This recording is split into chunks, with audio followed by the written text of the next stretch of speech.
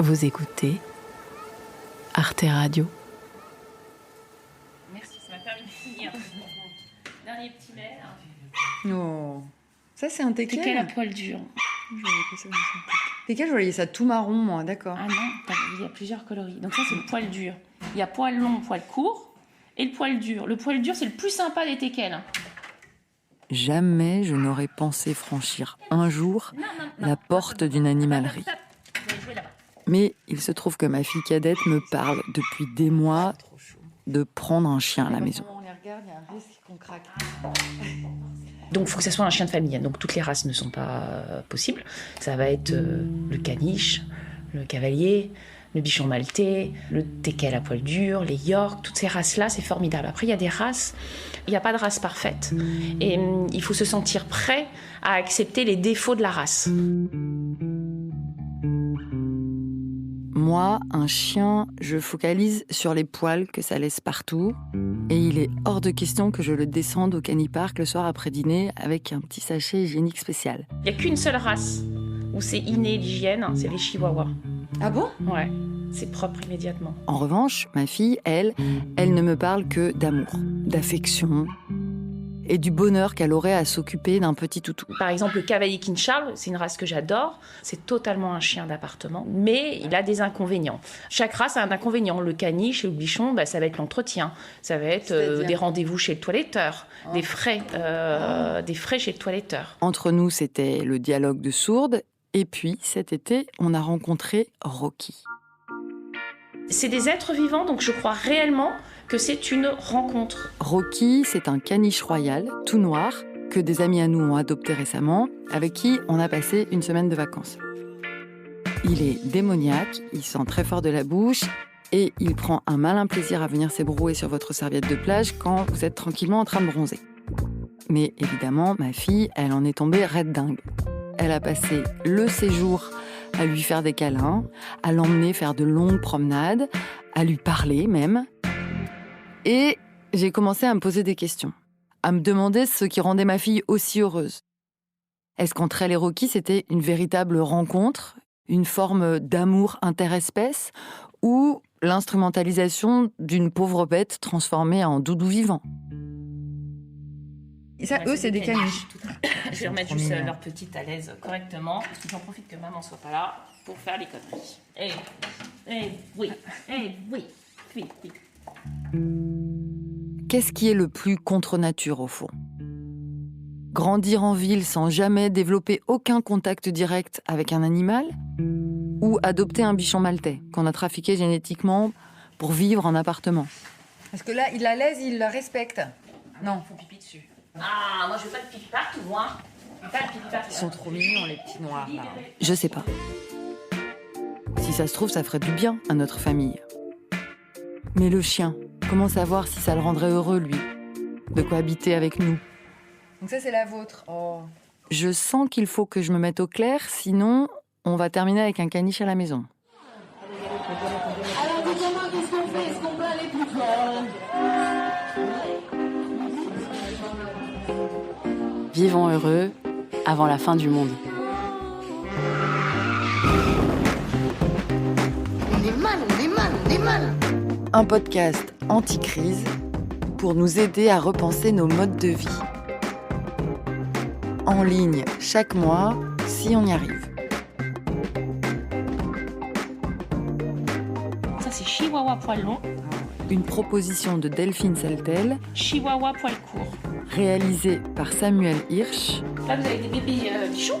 et produite par Arte Radio.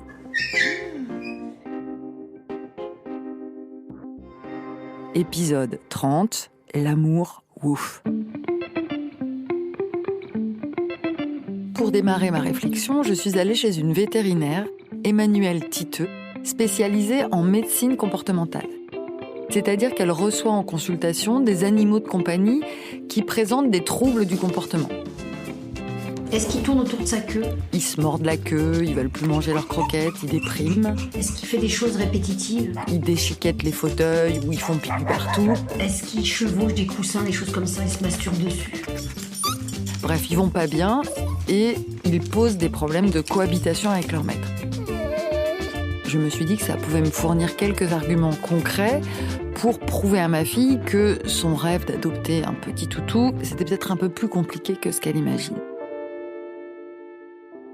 Quand je suis arrivée à la clinique vétérinaire, dans la salle d'attente, il y avait une mère et sa fille, avec sur les genoux un petit chien blanc à taches marron, un Jack Russell, ont-elles expliqué. Voilà, on ferme bien sûr. Tout mignon, Installez-vous et vous allez me raconter pourquoi on se voit. mais qui s'appelait Tyson. Ok, donc Tyson, il a 9 ans. Oui. Et je me suis demandé si c'était une référence à Mike Tyson, le boxeur américain. Celui qui arrachait les oreilles de ses adversaires avec les dents. Le motif de consultation, c'est a mordu à plusieurs reprises, c'est ça? C'est ça. Ok. Et est-ce que c'est pour une évaluation comportementale qu'on se voit aujourd'hui? Vous êtes envoyé par la police municipale? Non, c'est la vétérinaire qui nous dit de venir. Pas parce que c'est dans un cadre de morsure avec des gens qui sont allés à l'hôpital? Non, c'est plus au centre de notre foyer, l'importance d'avoir une bonne relation avec le chien. Très bien.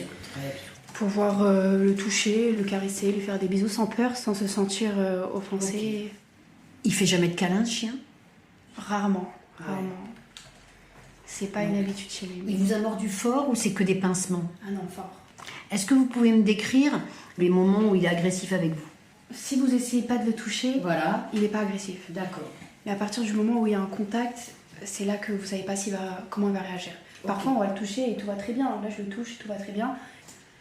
Si ma mère, par exemple, va l'aider à monter sur le lit, il va mal réagir. Mais il y a des moments où il va très bien. Là, par exemple, on a pris le métro, tout allait bien. Mais par contre, ce matin, il s'est réveillé grincheux. J'ai mis la muselière et même avec la muselière, il était tellement fâché qu'une apport de lui, il est petit, mais une apport de lui. Ah oui, ça fait mal les morceaux des Ah oui. petits. Eh ben, je me suis dit qu'elles avaient du mérite, ces deux femmes. Se taper 1h30 de métro et 200 € de consultation spécialisée pour un animal qui visiblement leur pourrit la vie depuis des années. Franchement, si ça c'est pas de l'amour inconditionnel. Elles avaient même apporté une gourde et une petite auge spéciale pour que Tyson puisse s'hydrater pendant son rendez-vous. J'ai vu qu'il avait aussi un traitement avec du méthacam. Ma consoeur a trouvé des lésions d'arthrose, elle a fait des radiographies. Non. Peut-être on soupçonnait qu'il ait des douleurs. Il faut savoir qu'il a fait un accident il y a quelques années. Il s'est fait renverser par une voiture. Donc c'est peut-être dû à ça qu'il n'aime pas qu'on le touche. Est-ce que ça, après l'accident, ça a augmenté son agressivité? Comment elle s'est installée? Je pense qu'à partir du moment où on a pris un autre chien, ça veut dire qu'on a un staff. Le staff, c'est un amour. Et il y a eu pas une bonne relation entre eux deux. Et c'est là que les soucis ont commencé à s'installer, que Tyson a eu une vie un peu plus compliquée, on va dire. À plusieurs reprises, il y a eu des bagarres. Et à plusieurs reprises, on a du mal à les séparer. Parce que Neyron tente de le calmer, parce que Tyson, c'est vraiment, quand il se met dans un état, Combien il c'est... pèse l'Amstaff? Ouais, 38 kilos, 40 kilos. Il a intérêt à être vigoureux, hein, notre Tyson, pour dire qu'il va pas mourir. Ah non, mais c'est obligé, hein. C'est horrible. Neyron essaye de le calmer, essaye de le détendre, essaye de l'attraper par le cou pour pouvoir le plaquer. C'est détendre, ça? Il faut savoir qu'ils n'ont plus aucun contact. Ah bah, j'allais vous dire, parce que j'allais dire, mais comment vous faites pour qu'il soit pas mort, lui? Ah non, ils n'ont plus aucun contact. Tyson s'est habitué à vivre dans la chambre de mes parents. Ça veut dire qu'il ne sort pas de la chambre de mes parents, à part de temps en temps, quand Neyron est enfermé. De temps en temps, on essaye De les approcher, de mais les Comment approcher. vous faites? Alors, c'est l'enfer chez vous. Mais par exemple, quand il va en promenade, on ferme la porte du salon, Neyron reste au salon, le temps que Tyson sort, le temps que Tyson rentre. Ouais, donc il faut quand même un sacré... oui. S'il y a une porte ouverte... Exactement. Ah non.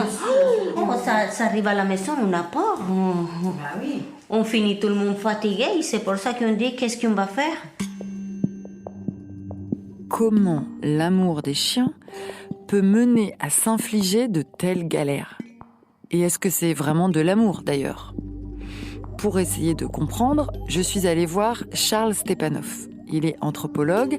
Lui, son terrain d'étude, c'est plutôt les grands espaces de Sibérie. Ça fait des années qu'il passe de longs séjours chez les Toju, une communauté autochtone de chasseurs-cueilleurs qui nomadisent dans la taïga en compagnie de troupeaux de rennes domestiques. À première vue, on est très loin des mamies à chat ou des Jack Russell comme ce pauvre Tyson.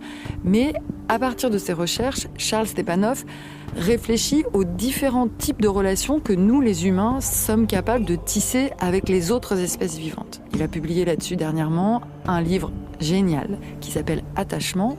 Et j'ai demandé à Charles Stepanov quel regard il posait sur les animaux de compagnie d'aujourd'hui. Il y a une évolution du statut du chien dans les sociétés occidentales modernes ces dernières décennies. Les chiens et les chats sont de plus en plus nombreux. C'est une véritable économie, une industrie fantastique avec le côté alimentation. Les soins vétérinaires, soins psychologiques, le toilettage. En fait, il y a énormément de fonctions qui, il n'y a pas si longtemps, étaient accomplies par les animaux eux-mêmes. Et dans beaucoup de sociétés, par exemple, même le fait de se nourrir, les chiens le font eux-mêmes. C'est pas les maîtres qui doivent aller acheter des croquettes, par exemple. Donc les chiens vont être en liberté, vont pouvoir aller chasser dans la forêt la nuit. Ils sont beaucoup moins sous le contrôle de leur maître. Donc ce qui est frappant dans nos sociétés, par comparaison avec d'autres formes de rapport aux chiens, c'est que finalement on a une réduction à un rôle essentiellement finalement de compagnon et de support affectif. Ce qu'on demande aux chiens, c'est de répondre à notre affection. Quand on a un animal de compagnie comme un chien, c'est que autant on sait qu'on peut être tendu avec les membres de notre famille, avec les parents, le conjoint, la conjointe, les enfants. Il y a des malentendus, des moments où il y a des froids. Le chien, non.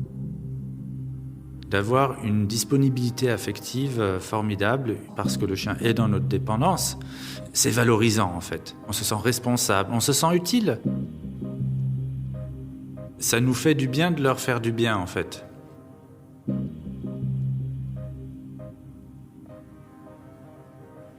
La nourriture, il la commande des croquettes? Oui, des croquettes. D'accord. C'est quoi les croquettes? Royal Canin. Pour chien normal? Oui. Pour petit chien. Exactement. 2 fois par jour? Oui, matin et soir. Il mange à quelle vitesse? Vite. Mais si on prend du recul, est-ce que le chien a toujours été comme ça dans les vies des humains? Probablement pas, en fait. C'est quelque chose d'assez récent, déjà parce qu'on voit qu'il avait toutes sortes de fonctions il n'y a pas si longtemps, y compris en France, où il pouvait être plus un partenaire dans des activités avec lesquelles on suit un but et en fait on est complémentaires. Il pouvait avoir des fonctions de gardiennage, il pouvait avoir des fonctions d'accompagnement, de recherche, à la chasse, autant de fonctions utilitaires qui tendent à diminuer. On peut expliquer par exemple la diminution des chiens de garde, c'est directement corrélé à l'expansion des systèmes d'alarme électroniques. Est-ce que vous le lâchez lui parfois? Non, jamais. Non, toujours jamais. on laisse. Ah non, toujours on laisse. Les sorties on laisse, il en a combien lui par jour du coup? 3-4 fois dans la journée. Et ça dure combien de temps? Les matins, on le fait vite. Aux alentours de 15 minutes. 15 minutes. Oui. Le soir, On prend plus quand on a un temps, Il n'est jamais à la campagne, jamais libéré, jamais. Ok. Non. Combien de temps il reste tout seul dans la chambre? presque toute la journée, parce qu'on travaille, on part tout le temps. Quand on arrive, on vient pour lui dire bonjour, lui donner un gâteau, mais c'est mon mari qui passe plus de temps avec lui parce qu'il se couche tôt et il reste avec Donc, lui. le chien, il est sur le lit, et le soir, vous vous couchez, vous rentrez dans le lit, et le chien peut grogner. Oui. Ah si. Il est clair que les chiens, aujourd'hui, sont dans notre complète dépendance. Ils ont ce statut d'animal-enfant. On les empêche de se reproduire. Il va y avoir une castration parce que ça cause des problèmes s'ils se battent entre mâles. Les chaleurs, tout ça, c'est embêtant. Avoir les petits, c'est compliqué. Ensuite, il faut les placer ou les vendre. Donc, solution généralement préconisée, comme même une forme de bien-être, d'aller castrer les chiens et les chats. Ça les infantilise encore plus. Ça veut dire qu'ils n'auront jamais accès à une sexualité, à une vie d'adulte. Tout ce qui est hormonal aussi est bloqué, donc ils sont dans un état de sous-accomplissement, sous-développement, dans lesquels on les maintient. Et ça peut être une image de domination absolue, que résume effectivement la notion que je proposais d'animal-enfant. Il est propre? Il ne fait pas pipi dans votre chambre? Oui, des fois, oui. Ah oui, depuis quelques mois, oui. Il lève la patte chez vous quand il fait pipi ou c'est au milieu de la pièce? Non, au milieu. Au milieu. Ouais, au milieu du... Et c'est un gros pipi. Si. Oui. Évidemment, cette notion d'animal-enfant, elle résonne assez bien avec ce que j'ai pu observer dans les consultations.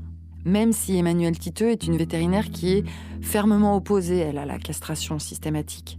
Mais ce que dit Charles Stepanov d'hyper intéressant dans son livre, c'est que cette manière de transformer des animaux en membres de la famille, c'est pas comme on pourrait le croire un délire anthropomorphique d'occidental dégénéré en manque d'affection.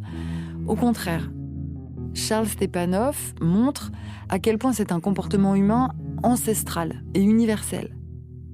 Moi qui aimais bien me moquer des mamies qui tricotent des petits manteaux à leur chihuahua, ça m'a prise complètement à rebrousse-poil.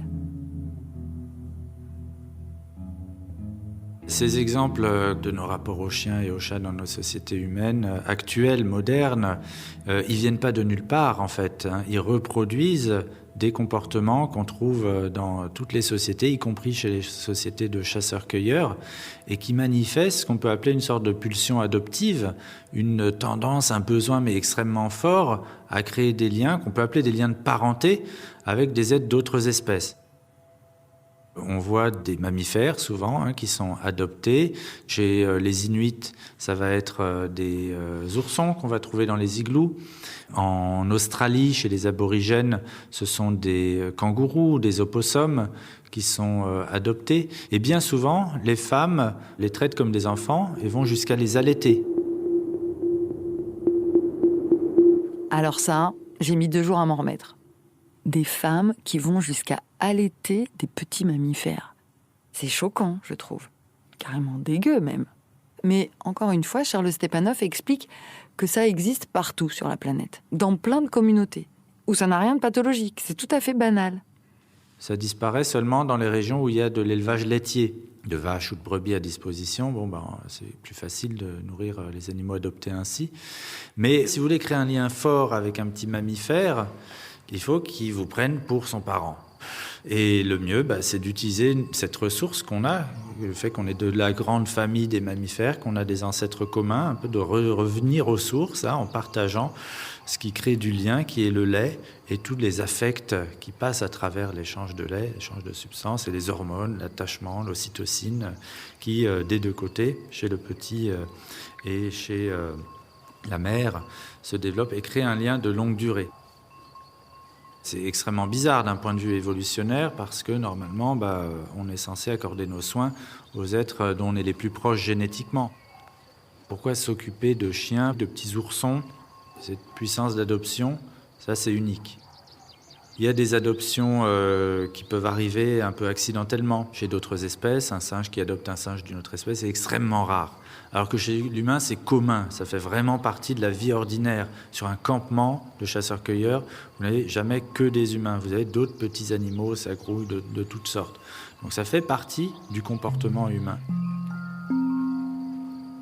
Voilà. Et ce qui est passionnant dans le travail de Charles Stepanov, c'est qu'il propose plusieurs manières de répondre à cette énigme. Pourquoi et comment les humains ont développé cette étrange propension à materner de petits individus d'une autre espèce que la leur et à vouloir vivre avec eux. Et la première réponse qu'il propose, franchement, je n'y aurais jamais pensé toute seule, alors que quand il l'explique, ça coule de source.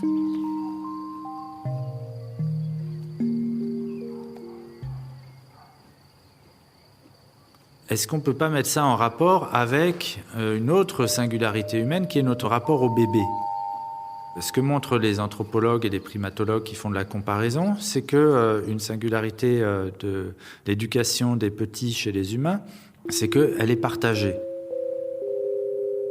Elle n'est jamais du fait de seulement la mère. Il y a besoin, comme on dit, il faut tout un village pour élever un bébé.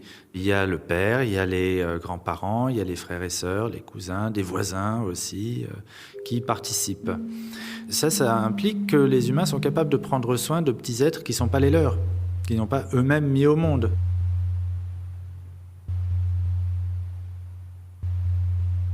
Donc c'est une forme d'ouverture à l'altérité, même un besoin, un goût. On prend plaisir à prendre soin des petits bébés. Même si ce n'est pas les nôtres, on les trouve attirants, on a envie de les secourir si jamais on voit un petit enfant perdu.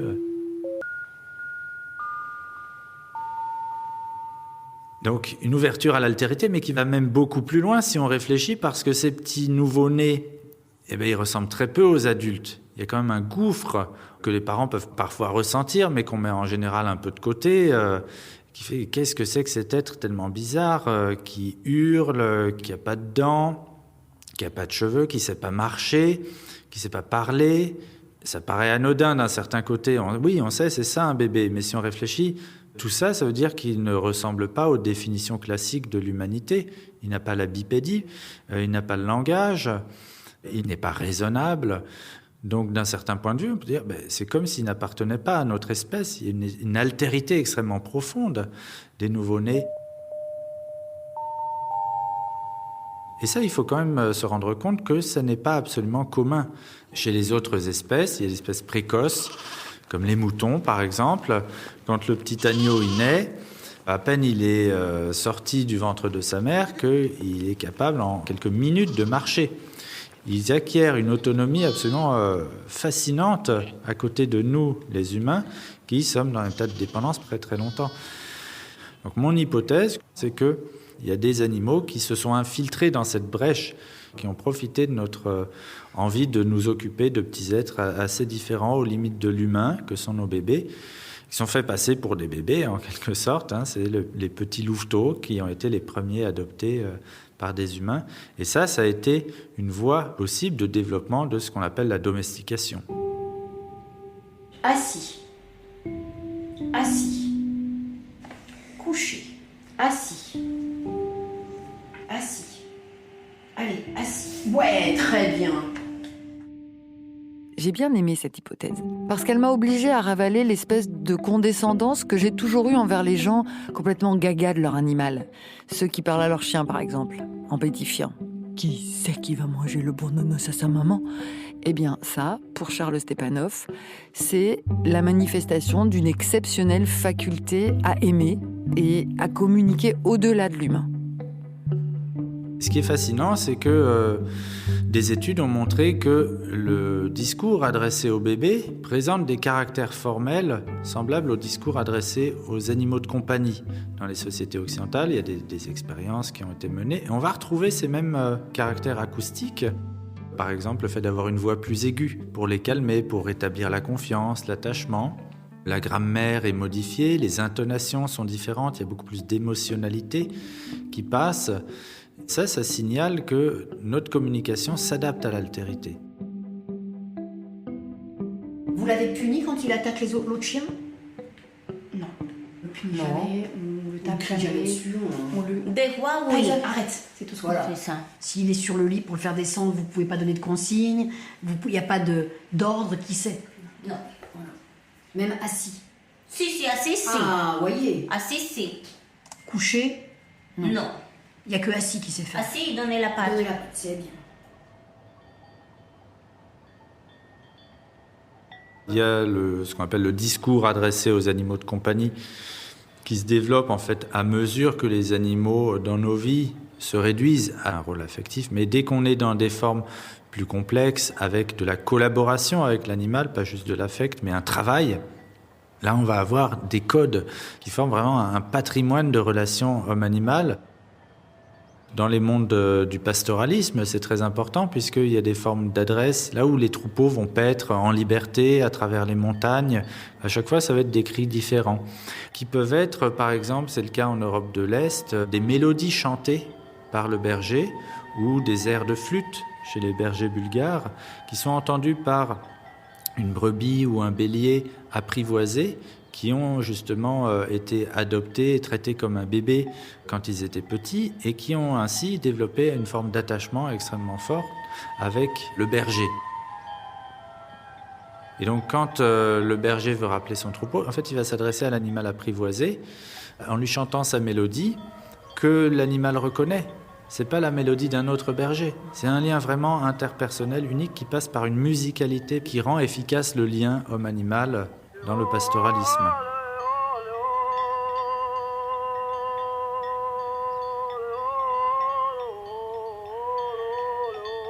eu également en France ce qu'on appelle des champs de travail, des champs de labour, que le laboureur chante pour accompagner les bœufs de travail qui vont tirer la charrue. C'est un effort intense. Et les laboureurs témoignent du fait que si on ne chante pas, les bœufs, ils ne sont pas intéressés, ils n'ont pas de goût au travail, ça les ennuie. Et au contraire, si on chante à côté d'eux, ça les motive, ils y prennent une forme de plaisir, ou en tout cas, ils participent. Mais ne marcherait pas, ce travail-là ne marcherait pas sans ce lien sémiotique, en fait, par la musicalité et les affects. Le laboureur, il appelle son énorme bœuf à côté de lui « mon petit lapin, mon petit gars ». Donc il y a aussi une forme de confiance et d'affect qui passe dans le travail. Ça aussi, c'est très fort, je trouve. Au lieu de déplorer la personnification un peu bébête qui est devenue aujourd'hui notre mode de relation aux animaux de compagnie, Charles Stepanov y voit plutôt un point de jonction à partir duquel redécouvrir la complexité des liens que nous avons su développer au fil des millénaires avec les bêtes. Et justement, la complexité, c'est un peu ce qu'on a tendance à oublier. Si on a été capable de créer ces langages communs avec les animaux, au point de faire famille avec eux, c'est certes parce qu'on a cet amour des bébés chevillés au corps, mais il y a aussi une facette beaucoup plus tordue à notre pulsion adoptive. Plus tordue et plus sombre.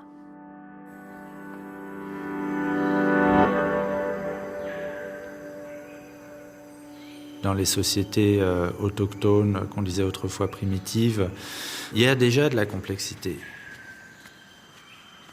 Par exemple, en Amazonie, il y a d'un côté la chasse, la violence accomplie au quotidien par les hommes avec les animaux rapportés de la forêt. Mais il y a aussi, en forme de contrepartie, contrebalancement, l'attitude de maternage, de soins fournis par les femmes à ces petits animaux comme des petits pécaris, des petits singes.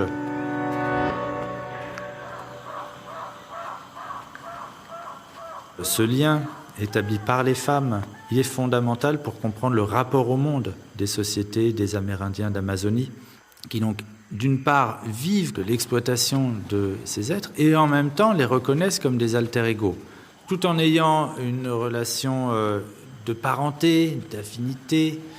Ils ont ce moment de violence et de destruction. C'est ce qu'on appelle le dilemme de la chasse en anthropologie, qui est une véritable déchirure, en fait, à l'intérieur même du rapport au monde des humains.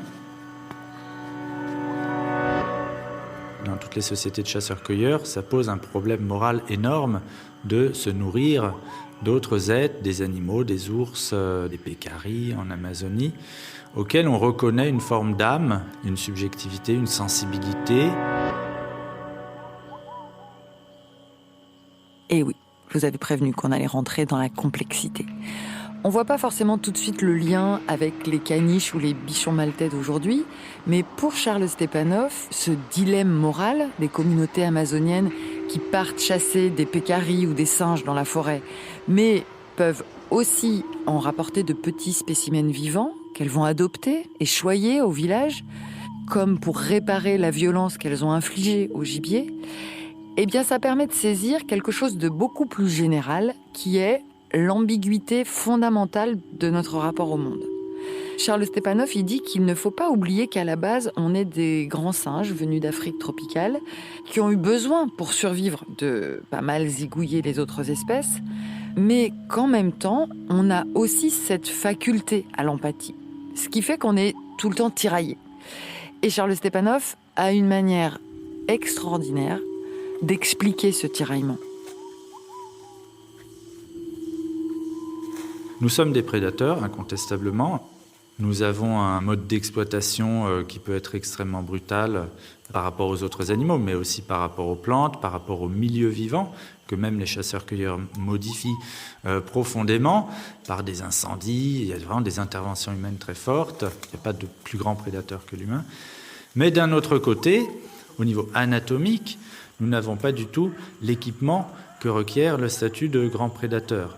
Nous n'avons pas de grandes canines, nous n'avons pas de belles griffes comme les chats, nous n'avons pas énormément de capacités de course rapide comme les guépards. Donc on est plutôt mal lotis sur le plan anatomique. Et qu'est-ce qui fait qu'on a pu devenir les plus grands prédateurs ? C'est qu'on a développé une sorte d'arme supplémentaire qui est dans l'imagination et l'empathie. Ça paraît paradoxal, hein, c'est un peu bizarre de se dire qu'il y a un prédateur qui est empathique avec ses proies. En quoi l'empathie peut-elle constituer une arme capable de remplacer des canines ou de la puissance de vitesse à la course ? C'est que nous avons développé des ruses. Nous avons rusé, nos ancêtres ont inventé des pièges, ont creusé des fosses pour faire tomber les mammouths, ont inventé des filets pour attraper les oiseaux. C'est l'art du leurre, du camouflage. C'est l'art de l'interprétation des perceptions de cet animal que l'on traque. En imaginant vers où il va s'enfuir, qu'est-ce qui va lui faire peur, qu'est-ce qui peut l'attirer, qu'est-ce qui peut l'appâter pour le faire venir dans un lacet, dans un piège. Ou les odeurs, on va camoufler ses odeurs, on va camoufler son apparence, on va se recouvrir de branchages. Dans certaines chasses au cervidés des mâles, au cerf, on va se recouvrir d'urine de la femelle, de la biche. Donc tout ça, ça implique d'être capable de ressentir presque les désirs de l'animal et ses craintes.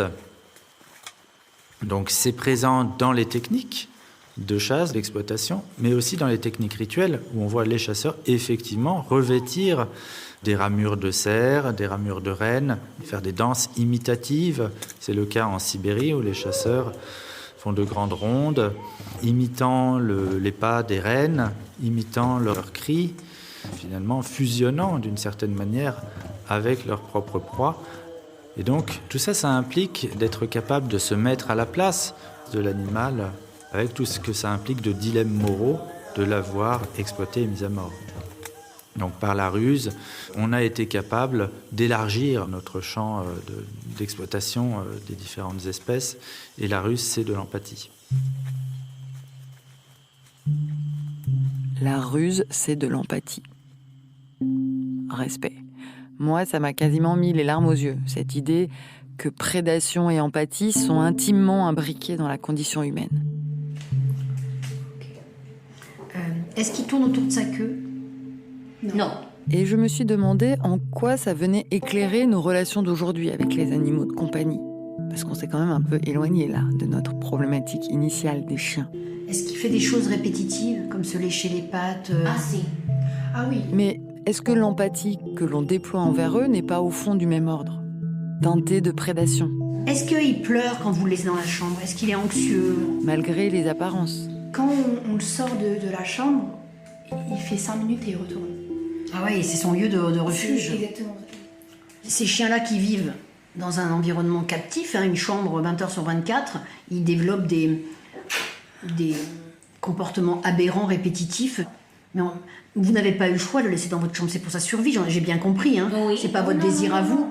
Mais honnêtement, pour l'instant, on ne peut pas laisser vivre ces deux chiens ensemble. On verra, on va en discuter. Parce que ce chien a avant tout des problèmes de douleur gigantesques. Il faut absolument que vous alliez faire des radios sous anesthésie. Il a été accidenté. Comment il marche, comment il se couche, c'est pas normal. Ce chien a mal. Donc moi, je vais vous redonner la fluoxétine que je vous avais donnée, le Prozac, parce que c'est adapté à son problème. Voilà. Est-ce que notre empathie envers les chiens est aussi pure que ce que l'on croit ? Quand j'ai posé la question à Charles Stepanov, il m'a dit que pour répondre, il fallait se replacer dans l'histoire longue. Si on prend dans la longue durée les relations entre les humains et les chiens et leurs ancêtres, évidemment les loups, on voit qu'on est dans la complexité depuis très longtemps.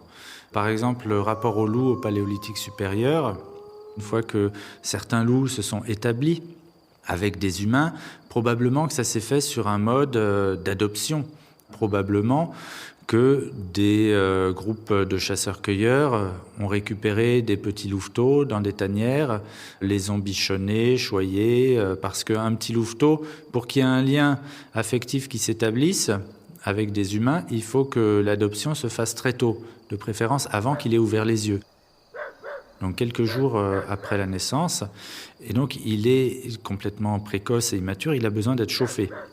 Donc il faut le tenir sur soi en permanence. Il faut lui donner du lait. Donc des femmes ont pu allaiter des petits louveteaux, comme on sait que ça s'est fait chez des peuples autochtones de Sibérie et d'Amérique du Nord, où il avait donc cet aspect de petit enfant adopté, mais aussi il a été traité rapidement comme une source de matière. Puisqu'il y a une partie d'exploitation métabolique où on traite l'animal, le loup, comme une matière, on va s'en servir pour des fourrures par exemple.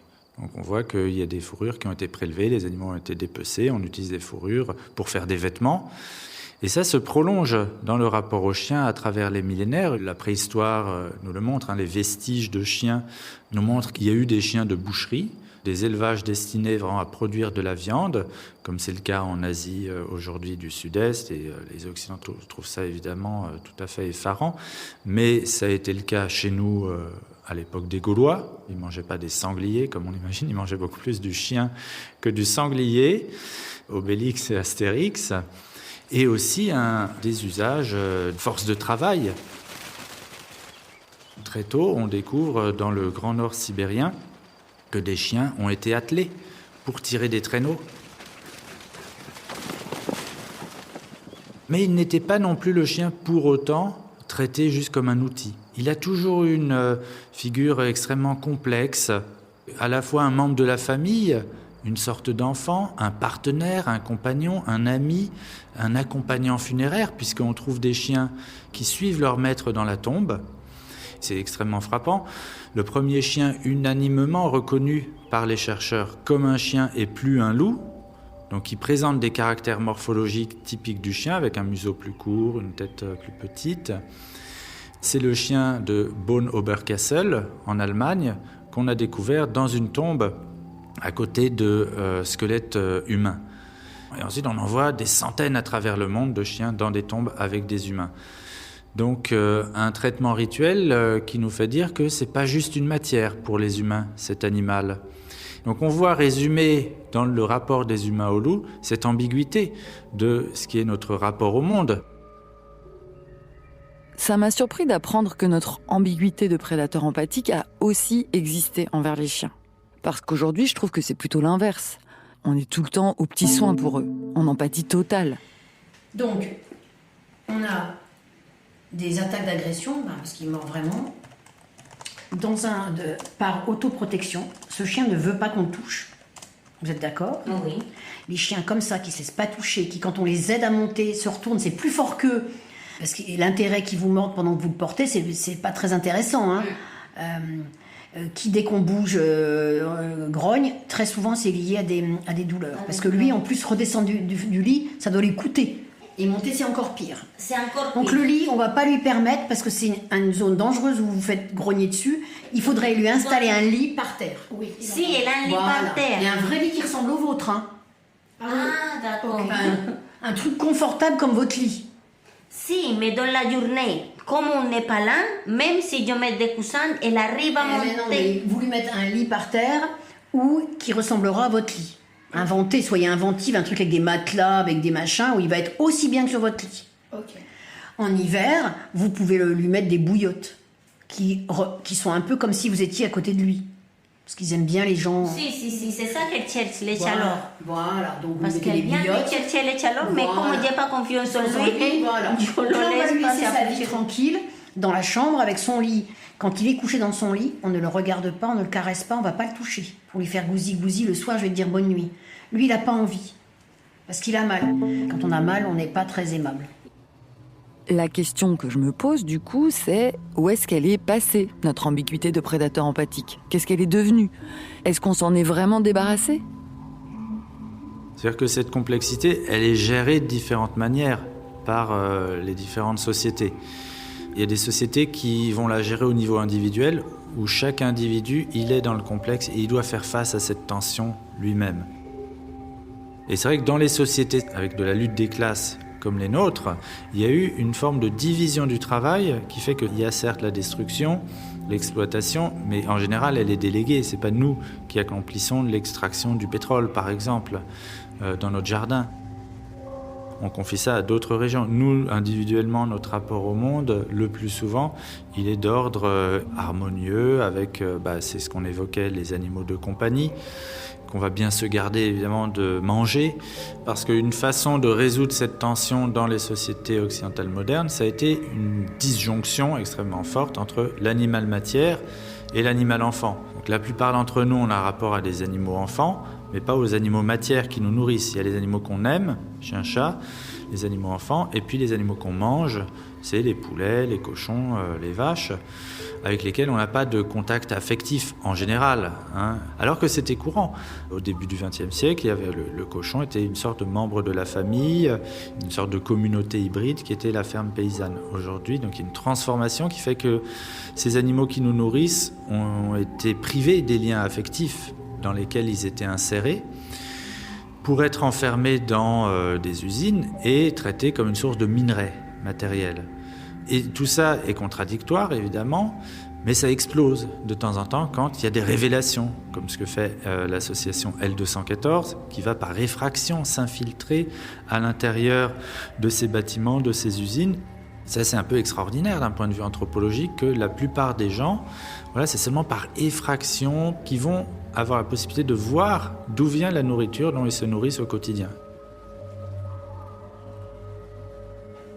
Ok. Et donc là, de tout ce que je vous dis, intuitivement, vous diriez quoi? Pour vous? Ouais. Caniche. Caniche. C'est le chien le plus gentil du monde, c'est un cœur entouré de poils. Ça apprend très facilement parce qu'il y a une vraie sensibilité. Il veut tout le temps nous faire plaisir. Un caniche va apprendre très facilement parce qu'ils aiment apprendre. Petit à petit, grâce à Charles Stepanov, j'ai commencé à comprendre que ce qui m'avait peut-être le plus séduit dans l'argumentaire de la vendeuse l'autre jour à l'animalerie, c'était l'idée qu'avec un petit caniche, on pourrait découvrir en famille la joie et l'amour que répand une présence animale dans une maison. Par contre, le fait que ça ne nous empêcherait sans doute pas de continuer à se taper de bons gros burgers saignants sans trop se poser de questions, j'avoue que ça, j'y avais pas pensé. C'est le fait, effectivement, d'avoir pu camoufler notre violence avec les animaux qui nous a permis de créer une zone purifiée, gentille, purement affective avec d'autres animaux. Et même matériellement, le fait d'avoir pu avoir des animaux de compagnie comme les chiens et les chats qui sont des prédateurs dans des appartements, comment ils se nourrissent? Ils vont plus à la chasse, ils vont pas chasser des souris, comme les chats des fermes auparavant. On les nourrit avec des croquettes, etc., et de la nourriture industrielle qui est faite de quoi? De viande de poulet, de viande de porc, donc de nos animaux matières, qui sont devenus une source de viande très bon marché parce qu'on a industrialisé leurs conditions de vie. Donc nos animaux enfants, on les nourrit du sang et de la chair de nos animaux matières. C'est unique dans les sociétés humaines. Jamais on a poussé à tel point la contradiction et le camouflage de la contradiction. Alors, ça risque d'être un peu violent d'expliquer tout ça à ma fille. Je ne sais pas trop comment je vais m'y prendre. En tout cas, c'est mal barré pour le projet Caniche. Mais si jamais un jour elle arrive à nous en faire adopter un, j'aimerais bien qu'on arrive à regarder un peu plus loin que le bout de sa laisse. Que ça nous rende plus sensibles à la condition animale en général et à notre responsabilité collective là-dedans, au lieu de l'occulter.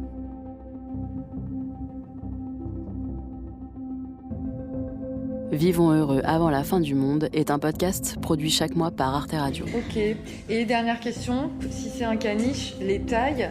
Un caniche nain. Ceux-là, là, les petits gris? Les petits gris en 4 kilos, alors dès que... Adulte. Vous pouvez l'écouter sur son site, arteradio.com, son appli gratuite, SoundCloud, Deezer ou votre plateforme d'écoute préférée. Dès que c'est au-dessus de 6 kilos, vous ne pouvez pas prendre l'avion. Dès que c'est en dessous de 6 kilos, il voyage avec vous en cabine. D'accord. En dessous de 6 kilos, on peut le prendre dans un petit panier. Toutes les compagnies, dans des sacs homologués, il voyage avec vous. En bagage à main, quoi. Oui, tout à fait. Commentez, partagez, abonnez-vous au podcast et mettez-lui des étoiles pour soutenir l'émission et la planète.